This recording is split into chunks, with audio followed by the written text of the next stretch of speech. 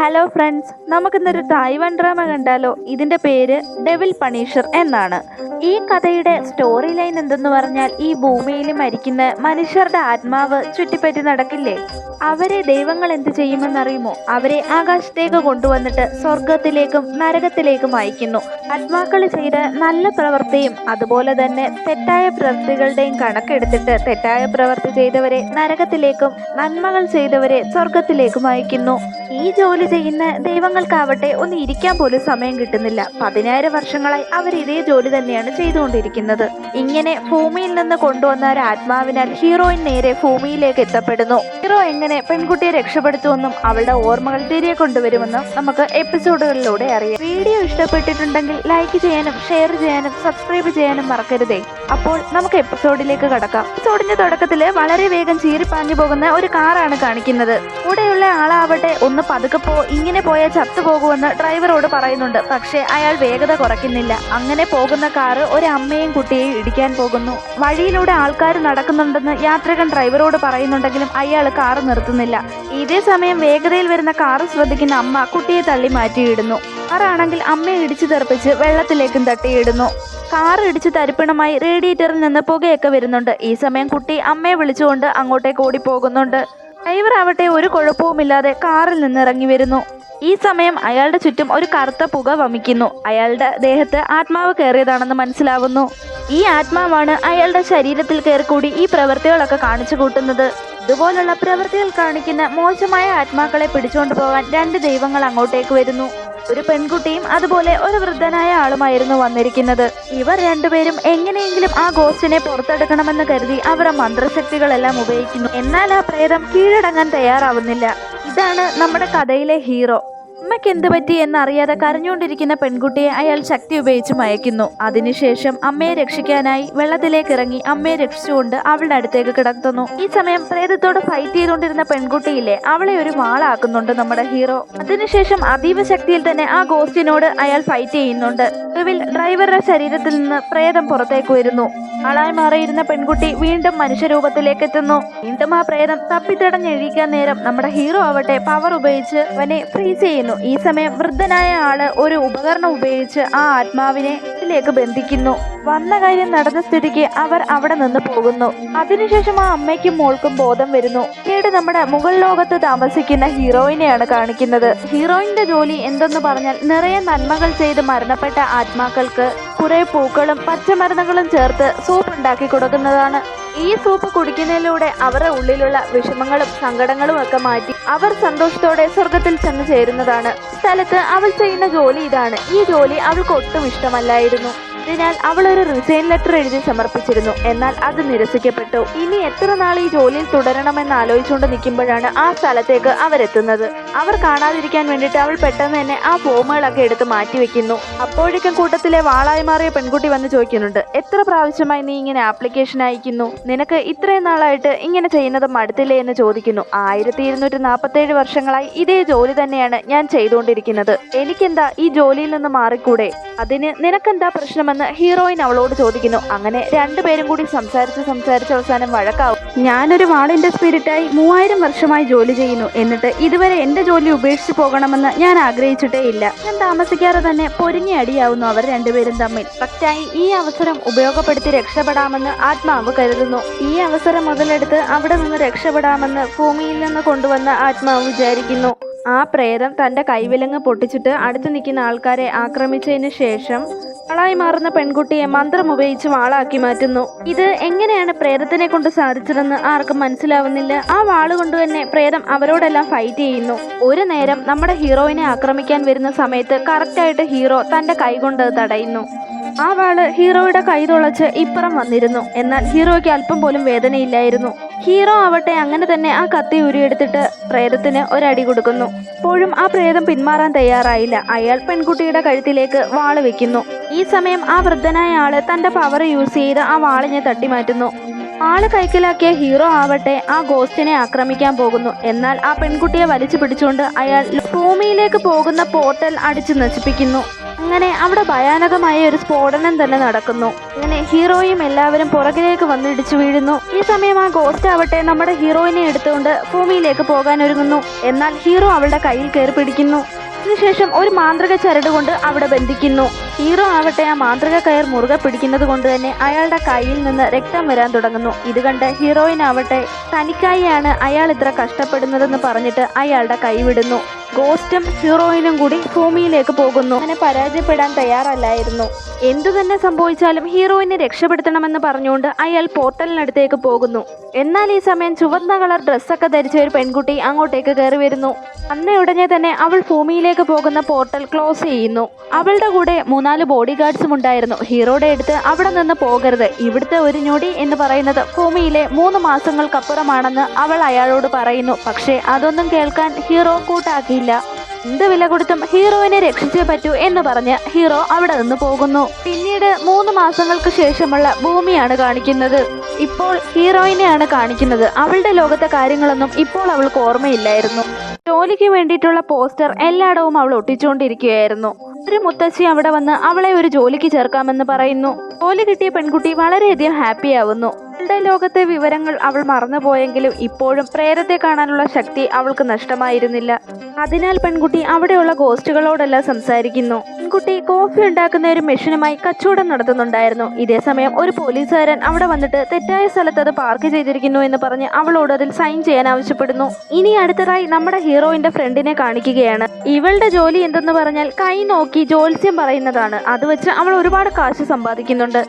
അവളുടെ കയ്യിലുള്ള സാമഗ്രികളൊക്കെ കൊടുത്തിട്ട് ഈ സാധനങ്ങൾ വെച്ചാൽ നീയും നിന്റെ കാമുകനുമായിട്ടുള്ള പ്രശ്നങ്ങളൊക്കെ തീരുമെന്ന് പറയുന്നു. കയ്യിലുണ്ടായിരുന്ന സാമഗ്രികളൊക്കെ തീർന്നപ്പോൾ പെൺകുട്ടി ഹീറോയിനെ വിളിച്ചിട്ട് സാധനങ്ങൾ കൊണ്ടുവരാൻ ഏർപ്പെടുത്തുന്നു. ഇപ്പോൾ നമ്മുടെ ഹീറോയെയാണ് കാണിക്കുന്നത്. ഹീറോയിനെ കണ്ടുപിടിക്കാൻ വേണ്ടിയിട്ട് അയാൾ ഒരുപാട് സ്ഥലങ്ങളിൽ അലയുന്നു. കറക്റ്റ് ഈ സമയത്ത് തന്നെ ഹീറോയെ ഭൂമിയിലേക്ക് കൊണ്ടുവരാൻ കാരണക്കാരനായ ഗോസ്റ്റിനെ കാണുന്നു. എങ്ങനെയെങ്കിലും ആ പ്രേതത്തെ പിടിച്ചു കെട്ടിയേ പറ്റൂ എന്ന് പറഞ്ഞുകൊണ്ട് ഹീറോ ആ പ്രേതത്തിന്റെ പുറകെ നെട്ടോട്ട് ഓടുകയാണ്. ഈ സമയം തന്ത്രശാലിയായ പ്രേതമാവട്ടെ ഒരുപാട് ആൾക്കൂട്ടമുള്ള ഇടത്തേക്ക് ഓടുന്നു. അതിൽ ആരുടെയും ഒരു ശരീരത്തിലേക്ക് കയറാമെന്ന് വിചാരിക്കുന്നു. ഇത് മനസ്സിലാക്കിയ ഹീറോ ആവട്ടെ തന്റെ ശക്തി ഉപയോഗിച്ച് അവിടെയെല്ലാം ഫ്രീസ് ചെയ്യുന്നു. ഈ സമയം അവിടെയുള്ള ജനങ്ങളുടെ കൂടെ തന്നെ പ്രേതവും ഫ്രീസ് ആവുന്നു. അങ്ങനെ പ്രേതത്തെയും പൊക്കിയെടുത്തുകൊണ്ട് നമ്മുടെ ഹീറോ മറ്റൊരു സ്ഥലത്തേക്ക് എത്തുന്നു. പ്രേതത്തിനിട്ട് ഒരു അടി കൊടുത്തിട്ട് കഴുത്തിന് കുത്തിപ്പിടിക്കുമ്പോഴത്തേക്കും ഹീറോയുടെ കയ്യിൽ ഒരു ചുമന്ന കളറിലെ അടയാളം രൂപപ്പെടുന്നു. കറക്റ്റായി ചുമന്ന കളറിലെ ഒരു പ്രകാശം വന്ന് നമ്മുടെ ഹീറോയെ അവിടെ നിന്ന് കൊണ്ടുപോകുന്നു. ഈ സമയം രക്ഷപ്പെട്ടല്ലോ എന്ന് ഓർത്ത് നമ്മുടെ പ്രേതം ആശ്വസിക്കുന്നു. ഇപ്പോൾ നമ്മുടെ ഹീറോയിനെയാണ് കാണിക്കുന്നത്. അവൾ ഈ മുത്തശ്ശിയുടെ ബേക്കറിയിൽ നിന്ന് പുറത്തേക്ക് പോകാൻ ഇറങ്ങുകയായിരുന്നു. കുറച്ചു മുമ്പ് അവളുടെ ഫ്രണ്ട് വിളിച്ചിട്ടുണ്ടായിരുന്നല്ലോ കുറച്ച് സാധനങ്ങൾ മേടിച്ചുകൊണ്ട് ചെല്ലാൻ. അതിനായിട്ടായിരുന്നു അവൾ പോകാൻ ഇറങ്ങിയത്. ഈ സമയത്ത് നമ്മുടെ പ്രേതമായിട്ട് അടിയുണ്ടാക്കിക്കൊണ്ടിരുന്ന ഹീറോ ആവട്ടെ റിപ്പോർട്ട് ചെയ്ത് അവിടെ വന്ന് വീഴുന്നു. എന്താണ് സംഭവമെന്നറിയാതെ മുത്തശ്ശിയും വല്ലാതെ പേടിക്കുന്നു. വല്ല എലിയുമായിരിക്കുമെന്ന് കരുതി നമ്മുടെ ഹീറോയിൻ ഒരു മോപ്പും എടുത്തുകൊണ്ട് അതിനെ അടിക്കാനായിട്ട് പോകുന്നു. അവിടെ പോയി നോക്കുമ്പോൾ നമ്മുടെ ഹീറോയെ പെൺകുട്ടി കാണുന്നു. അവളുടെ കഴിഞ്ഞകാല ലോകത്തെക്കുറിച്ചുള്ള ഓർമ്മകളൊന്നും ഇല്ലാത്തത് കൊണ്ട് തന്നെ ആരാണ് ഇവനെന്ന രീതിയിൽ അവൾ അന്തം വിട്ടവനെ നോക്കുന്നു. ഈ സമയം എന്തായാലും അവളെ കണ്ടുപിടിച്ചല്ലോ എന്നോർത്ത് ഹീറോ വല്ലാതെ ഹാപ്പി ആവുന്നു.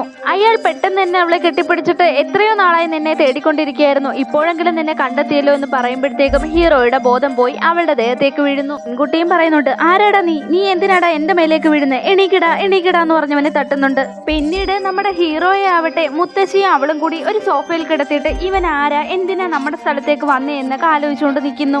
അപ്പോഴേക്കും മുത്തശ്ശി പറയുന്നുണ്ട്, നമുക്ക് ഈ പ്രശ്നങ്ങളിലൊന്നും ഇടപെടണ്ട, ഇവനെ നേരിട്ട് നമുക്ക് പോലീസിന് പിടിച്ചേൽപ്പിക്കാമെന്ന്. എന്നാൽ അതൊന്നും വേണ്ട എന്ന് ഹീറോയും പറയുന്നു. അവര് സംസാരിച്ചുകൊണ്ടിരിക്കുമ്പോൾ തന്നെ ഹീറോ എഴുന്നേൽക്കുന്നു. അവൾ ഉടനെ തന്നെ നീ ആരാ, നീ എവിടെ നിന്ന് വന്നു എന്നൊക്കെ തിരക്കുന്നു. അപ്പോൾ അവൻ പറയുന്നു, എന്നെ അറിയത്തില്ലേ നിനക്ക്? സത്യമായിട്ടും എനിക്കറിയില്ല, നീ ആരാടാ എന്ന് അവൾ വീണ്ടും ചോദിക്കുന്നു. അവൻ പറഞ്ഞതൊന്നും അവൾക്ക് മനസ്സിലാകാത്തത് കൊണ്ട് തന്നെ അവൾക്കതൊന്നും ഓർമ്മയില്ല എന്ന് അവന് മനസ്സിലാവുന്നു. വീണ്ടും അവളുടെ ഫ്രണ്ട് വിളിക്കുമ്പോൾ അവൾക്ക് പോവാതിരിക്കാൻ സാധിക്കുന്നില്ല. അതുകൊണ്ട് തന്നെ പെൺകുട്ടിയുടെ നമ്പർ അവന് കൊടുക്കുന്നു. എന്നാൽ അവന്റെ ഫോൺ നമ്പർ ചോദിക്കുമ്പോൾ അവന്റെ കയ്യിൽ ഫോണൊന്നുമില്ല എന്ന് പറയുന്നു. എങ്കിൽ അവളുടെ നമ്പർ നോട്ട് ചെയ്ത് വെച്ചോ എന്ന് പറഞ്ഞിട്ട് അവൾ അവിടെ നിന്ന് പോകുന്നു. അതിനുശേഷം മുത്തശ്ശി അവന് കുടിക്കാൻ ഒരു ഗ്ലാസ് വെള്ളവുമായി വരുന്നു. പക്ഷേ ഈ സമയം കൊണ്ട് അവരവിടെ നിന്ന് പോയി കഴിഞ്ഞിരുന്നു. രാത്രിയിൽ നമ്മുടെ ഹീറോയിനെ കാണാൻ വാൾ സ്പിരിറ്റും അതുപോലെ തന്നെ വൃദ്ധനും എത്തുന്നു. അതിനുശേഷം അവര് 3 പേരോടും അവരുടെ ഹെഡ് വന്ന് സംസാരിക്കുന്നു. മുഗൾ ലോകത്ത് ഒരു ചുവന്ന കളർ ഡ്രസ് ഇട്ട് അവർക്ക് വേണ്ട കമാൻഡുകളൊക്കെ കൊടുക്കുന്നത് നമ്മൾ കണ്ടായിരുന്നല്ലോ. അവളാണ് ഇവിടെയും ഉള്ളത്. ഇപ്പോൾ വേറൊരു ഗെറ്റപ്പിലാണെന്ന് മാത്രം. നിങ്ങൾ 3 പേരും എന്ത് ചെയ്താലും എന്തൊക്കെ ചെയ്താലും അതൊന്നും എനിക്കറിയേണ്ട കാര്യമില്ല. ആ പ്രേതം എന്തിനാണ് അവളെ തന്നെ ഈ ലോകത്തേക്ക് കൊണ്ടുവന്നതെന്ന് കണ്ടുപിടിക്കണം. അതിനു പിന്നിൽ വേറെ എന്തോ കാരണമുണ്ട്. ഇത് എത്രയും പെട്ടെന്ന് കണ്ടുപിടിക്കണമെന്ന് പറഞ്ഞ് മനുഷ്യലോകത്ത് ജീവിക്കാനായി ഒരു പാസ് അവള് ഹീറോയ്ക്ക് കൈമാറുന്നു. എത്രയും പെട്ടെന്ന് ഇതിന്റെ പിന്നിലെ കാരണങ്ങൾ കണ്ടുപിടിക്കണമെന്ന് പറഞ്ഞ് പെൺകുട്ടി അവിടെ നിന്ന് മാഞ്ഞു പോകുന്നതിന് മുൻപായി മനുഷ്യലോകത്ത് അവർക്ക് ഉപയോഗിക്കാനായി പേഴ്സ്, മൊബൈൽ ഫോൺ എന്നിവയൊക്കെ നൽകിയിട്ടാണ് അവൾ പോയിരിക്കുന്നത്. പോകുന്നതിന് മുമ്പായി ഇത് മൂന്നും ഉണ്ടെങ്കിലേ അവർക്ക് സർവൈവ് ചെയ്യാൻ പറ്റൂ എന്ന് ഓർമ്മിപ്പിച്ചിട്ടാണ് അവർ അവിടെ നിന്ന് പോകുന്നത്. അതിനുശേഷം ഒരു ഫ്ലാഷ് ബാക്ക് കാണിക്കുന്നു. ഹീറോയിൻ മുകൾ ലോകത്ത് നിന്ന് ഭൂമിയിലേക്ക് വന്നായിരുന്നല്ലോ, അതൊക്കെയാണ് കാണിക്കുന്നത്. ഇപ്പോൾ ഇതെന്തിനാണ് കാണിക്കുന്നതെന്ന് വെച്ചാൽ ഇതെല്ലാം നമ്മുടെ ഹീറോയിൻ സ്വപ്നത്തിലൂടെ കണ്ടോണ്ടിരിക്കുകയാണ്. ഇതെന്താണ് രാവിലെ തന്നെ ഒരു ബന്ധവുമില്ലാത്ത സ്വപ്നം കാണുമെന്ന് ആലോചിച്ചുകൊണ്ടാണ് അവൾ എഴുന്നേക്കുന്നത്. അതിനുശേഷം പുറത്തേക്ക് പോകാൻ പെൺകുട്ടി റെഡിയാവുമായിരുന്നു. അപ്പോഴാണ് ആരോ കതവിൽ തട്ടുന്നതായി കേൾക്കുന്നത്. ഹീറോയിൻ അത് ആരാണെന്ന് നോക്കാൻ പോകുമ്പോഴത്തേക്കും അവളുടെ ഫ്രണ്ട് അവളെ തടഞ്ഞിട്ട് കതവ് തുറക്കണ്ട, അത് ഹൗസ് ഓണർ ആണെന്ന് പറയുന്നു. ഇയാളിൽ നിന്ന് രക്ഷപ്പെടാൻ ഹീറോയിനും അവളുടെ കൂട്ടുകാരിയും കൂടെ വീടിന് പുറവശത്തൂടെ ഒരു ഏണി വെച്ചാണ് ഇറങ്ങുന്നത്. ഇതൊക്കെ നമ്മുടെ ഹീറോയിൻ കണ്ടുകൊണ്ടിരിക്കുകയായിരുന്നു. എന്നാൽ ഹീറോയിൻ ആവട്ടെ ഏണിയിൽ നിന്ന് കാല് വഴുതി താഴേക്ക് വീഴേണ്ടതായിരുന്നു. അവന്റെ പവർ ഉപയോഗിച്ച് അവിടെയെല്ലാം ഫ്രീസ് ചെയ്യുന്നു. അതിനുശേഷം നമ്മുടെ ഹീറോയിനെ സേഫായി താഴേക്ക് വെക്കുന്നു.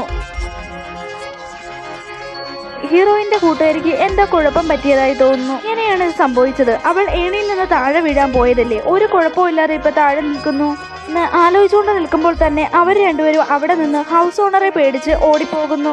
അവരോടി സേഫായ ഒരു സ്ഥലത്തെത്തിയപ്പോൾ എന്തിനാണ് ഹൗസ് ഓണറെ പേടിച്ച് ഇങ്ങനെ ഓടുന്നതെന്ന് ഫ്രണ്ടിനോട് അവൾ ചോദിക്കുന്നു. അത് പിന്നെ കുറച്ചു നാളായി ഹൗസ് ഓണർ എന്നോട് തെറ്റായ രീതിയിൽ പെരുമാറുന്നു. അയാൾക്ക് ഞാൻ സമ്മതം മൂളിയാൽ പിന്നെ വാടകയെ ഞാൻ കൊടുക്കണ്ട എന്ന് പറഞ്ഞിരുന്നു.